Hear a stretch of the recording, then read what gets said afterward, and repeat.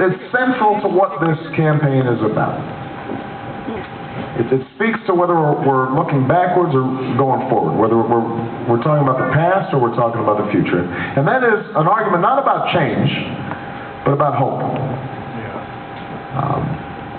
I talk about hope a lot. There's a big sign there. That's a very nice graphic, by the way. I talk about hope a lot, and not a necessity, because the odds of me being here are slim. The odds of me being on that stage tonight were slim. Some of you know my story or read my books. I wasn't born into wealth or privilege or fame. My father left when I was 2. I was raised by a single mom and grandparents, and they gave me love, they gave me education, and they gave me hope. And so I talk about hope. I had hope on my signs. I gave a speech at the Democratic Convention about hope. I wrote a book called The Audacity of Hope.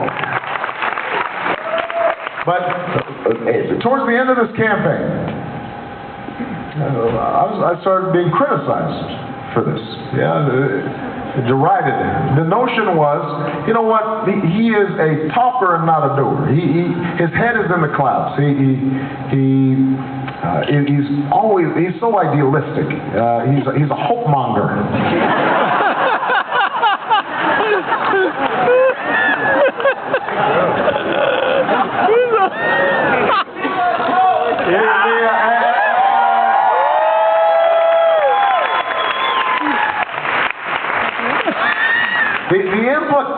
The implication is that somehow, if you talk about hope, that you must be uninformed or naive or not sufficiently sophisticated, not sufficiently hard-headed, that you're engaging in wishful thinking, that you're sitting back passively and unwilling to engage in the tough fights required to bring about a new reality. And I've had to explain to people that's not what hope is. Hope is not blind optimism. Hope is not ignoring the challenges that stand in our way. I know how hard it will be to provide health care to every American. The drug and the insurance companies aren't going to give it up their profits easily. I know that it will not be easy to alleviate poverty in this country. It is deep-rooted. It traces back for centuries. I know it will not be easy to provide good education for our children. It will be tough because we so often don't see those children who are not succeeding as our own. I know it will not be easy to solve climate change because the oil companies like writing the energy bills, but also because we aren't always prepared to make the sacrifices required to deal with a problem of this magnitude. I know how hard change is.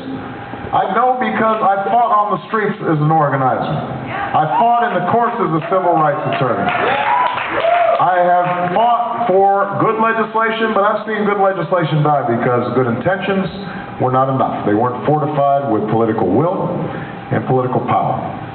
I've seen how easily a country can be clouded by fear and misled into a war that should have never been authorized and should have never been waged. I know how hard change is. But I also know this, that nothing worthwhile in this country has ever happened except somebody somewhere was willing to hope. That's how this country was founded, a group of patriots declaring independence against the mighty British Empire. So slaves and abolitionists resisted that wicked system, and a new president was able to chart a difficult course to ensure that we would not remain half slave and half free.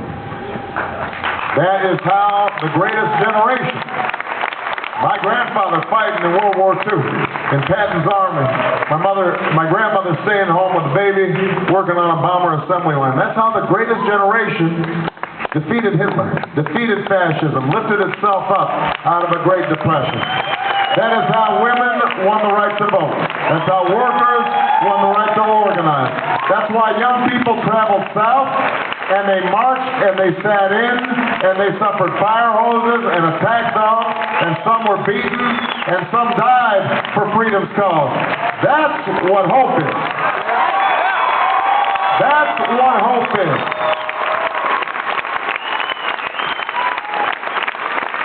That is what hope is. Imagining and then fighting for, struggling for what did not seem possible before. And that's the moment that we're in right now. That's the opportunity before us. You know, Bobby Kennedy gave a beautiful speech in South Africa once. I mean, he gave many beautiful speeches, but one of my favorites, talked about the impact of people forming a movement for change and organizing themselves to see in new ways, and a new generation of leadership that was stepping up and participating, not just in America, but all across the world, reimagining the world. And he explained how these challenges are difficult, that we're not going to solve these problems